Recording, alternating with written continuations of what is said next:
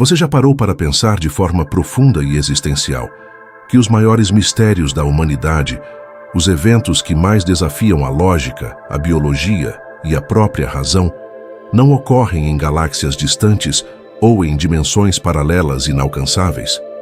Muitas vezes, o sobrenatural mais puro e assustador se manifesta no absoluto cotidiano, em algo tão pequeno, tão comum, tão frágil e aparentemente inofensivo, que a nossa mente racional, educada para duvidar de tudo, simplesmente se recusa a aceitar. Existe uma verdade oculta, um enigma de proporções assombrosas que abala de forma irreversível os alicerces da ciência moderna, escondido em um evento que não ocorreu na Idade Média, envolvendo camponeses analfabetos, mas em plena década de 90, em uma metrópole gigantesca, iluminada e altamente tecnológica.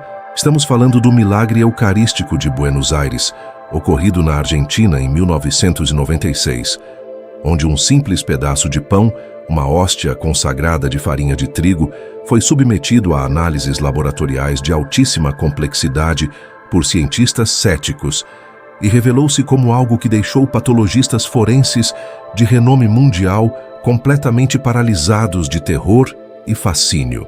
Prepare-se para desvendar os detalhes mais perturbadores por trás de uma transformação biológica considerada impossível, que aponta diretamente para uma realidade que transcende a matéria. O que faria um pedaço de pão azimo se transformar em tecido cardíaco humano fresco, com sinais de sofrimento extremo, debaixo das lentes de um microscópio eletrônico?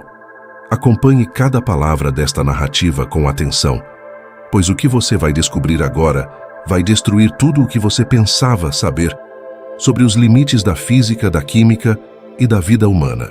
Para compreender a magnitude assustadora do que aconteceu, precisamos voltar no tempo e no espaço para o dia 18 de agosto de 1996.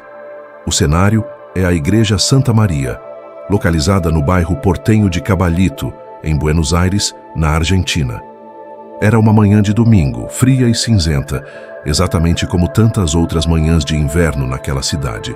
A missa estava sendo celebrada pelo padre Alejandro Pezet, um sacerdote dedicado e simples que cumpria seu ministério com profunda devoção, sem ter a menor ideia de que a história da sua vida, e talvez da própria ciência, mudaria naquelas próximas horas.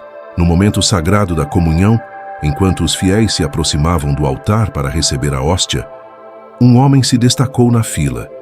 Ele recebeu a hóstia consagrada nas mãos, mas, em vez de colocá-la na boca e retornar ao seu banco, o homem hesitou, deu meia volta e caminhou de volta na direção do padre Alejandro. Com uma expressão de constrangimento e urgência, ele entregou a hóstia de volta ao sacerdote, confessando que havia encontrado o pedaço de pão jogado no chão da igreja, pisoteado e sujo, provavelmente descartado de forma irresponsável por outra pessoa que havia ido à comunhão antes dele. O padre, seguindo um protocolo rigoroso e milenar da Igreja Católica para situações de profanação assim, não podia simplesmente pegar aquilo e jogar no lixo comum. Para a fé católica, aquela pequena hóstia não era mais apenas farinha e água, mas o verdadeiro corpo de Cristo. O que ele fez então foi o procedimento padrão. Ele pegou a hóstia suja e a colocou dentro de um cálice de metal dourado cheio de água destilada. A ideia era puramente prática e física. A água faria o pão amolecer e se dissolver completamente ao longo dos dias. E então, aquela água abençoada poderia ser despejada de forma segura no solo sagrado do jardim da igreja, ou no sacrário. O padre colocou o cálice na pequena capela do Santíssimo Sacramento, trancou a pesada porta de madeira e voltou para suas obrigações paroquiais, esperando pacientemente que as leis da natureza cumprissem seu curso normal de dissolução. Mas a natureza, naquele dia específico, decidiu obedecer a uma lei muito superior, muito mais antiga e poderosa do que a física newtoniana. Dias se passaram, uma semana se foi, e quando o padre Alejandro finalmente retornou à capela para verificar se o pão havia sumido na água, seu sangue gelou nas veias e suas pernas tremeram. A hóstia não havia se dissolvido. Muito pelo contrário. A água pura que havia no cálice havia se transformado em um líquido levemente avermelhado, com um tom rubro e denso. E no fundo do recipiente, a hóstia não era mais uma massa pastosa de pão molhado. Ela havia se transformado em uma pequena esfera de aparência sangrenta, carnuda, fibrosa e elástica, flutuando de forma bizarra naquele líquido escarlate. Algo impossível, algo que desafiava a química básica, havia nascido silenciosamente dentro daquele recipiente de vidro e metal. Diante de um fenômeno biológico que ele mesmo não conseguia processar ou explicar, o padre Alejandro Pezet tomou uma decisão que mudaria para sempre a história das investigações religiosas.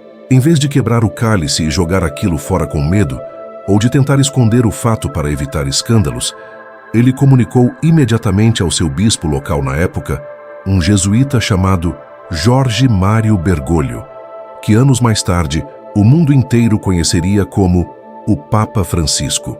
Bergoglio, conhecido por sua extrema prudência, sua inteligência afiada e sua profunda vida de fé, não se deixou levar pelo imediatismo da emoção.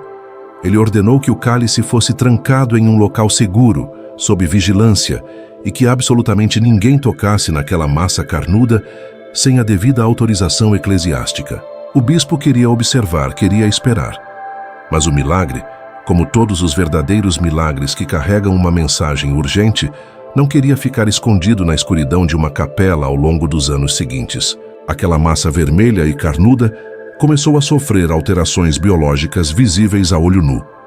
A água avermelhada evaporou lentamente, restando apenas uma crosta, e a hóstia transformada em carne assumiu uma consistência dura, seca e rígida, parecendo terrifyingamente um coágulo sanguíneo desidratado ou um pedaço de tecido orgânico mumificado.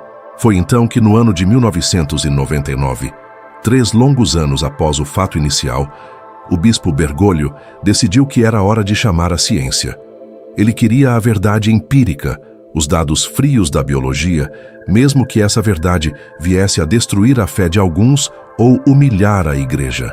O material foi retirado do cálice e levado de forma sigilosa para o Laboratório de Histopatologia e Anatomia Patológica de Buenos Aires, sob a responsabilidade do Dr. Ricardo Gomes, um renomado patologista forense, especialista em analisar tecidos humanos mortos em busca de pistas de crimes.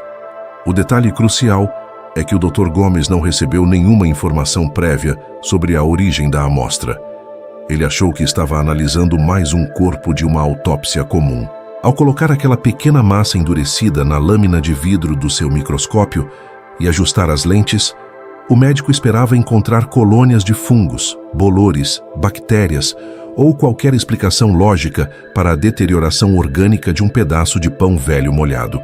O que os seus olhos viram através daquela lente fez o ar do laboratório desaparecer. Não havia um único traço de trigo. Não havia um único traço de amido. Não havia fungos, não havia bactérias, não havia absolutamente nada que indicasse que aquilo já tivesse sido matéria vegetal ou alimento em algum momento da sua existência. O que estava ali, paralisado na lâmina de vidro daquele microscópio, era tecido muscular estriado. Mas não era qualquer músculo. O laudo técnico, que mais tarde chocaria o mundo, determinou que se tratava de tecido do miocárdio, ou seja, o músculo do coração humano. E não era apenas qualquer parte do coração. Era o ventrículo esquerdo, a câmara mais espessa, mais vital e mais forte do coração humano, responsável por bombear o sangue oxigenado para todo o corpo. Mas o choque científico e assustador não parava por aí. As células daquele tecido cardíaco estavam perfeitamente intactas, frescas e apresentavam uma descoberta médica absurda. Infiltrados massivos de leucócitos, os glóbulos brancos do sistema imunológico.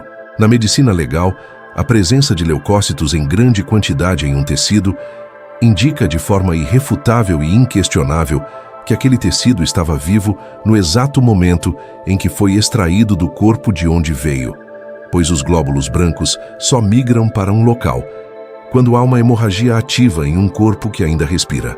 A revelação mais impactante, perturbadora e definitiva dessa saga estava por vir, exigindo que o caso saísse das fronteiras da Argentina para uma investigação em nível internacional conduzida por mentes ainda mais céticas.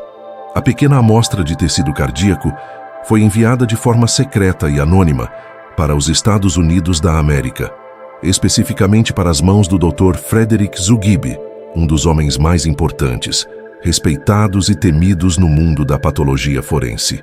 Ele era o chefe do Departamento de Medicina Legal do Condado de Westchester, em Nova York, e havia examinado dezenas de milhares de corpos ao longo de sua brilhante carreira, sendo frequentemente chamado pelo FBI para resolver os casos mais complexos do país. O Dr. Zugibe era um homem de ciência fria, calculista, que não acreditava em nada que não pudesse ser pesado, medido ou colocado em uma tubo de ensaio.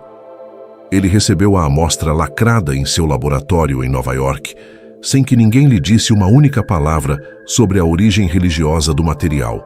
Ele conduziu exames de imunohistoquímica de última geração e testes de DNA de precisão absoluta.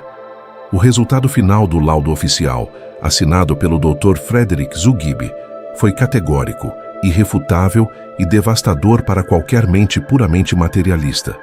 Aquele pedaço de matéria era, sem sombra de dúvidas, tecido do miocárdio do ventrículo esquerdo de um coração humano. Mas o detalhe assombroso que o médico destacou em seu relatório é o que demonstra a assinatura clara do sobrenatural naquele evento. O tecido cardíaco apresentava danos extensos, profundos e brutais.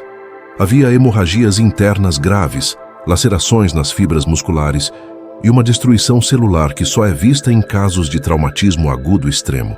O Dr. Zugibe concluiu, escrevendo com letras frias em seu prontuário, que aquele coração havia pertencido a uma pessoa que havia sofrido um espancamento severo, uma flagelação brutal, seguida de uma agonia física insuportável, compatível com alguém que foi torturado de forma implacável até a morte.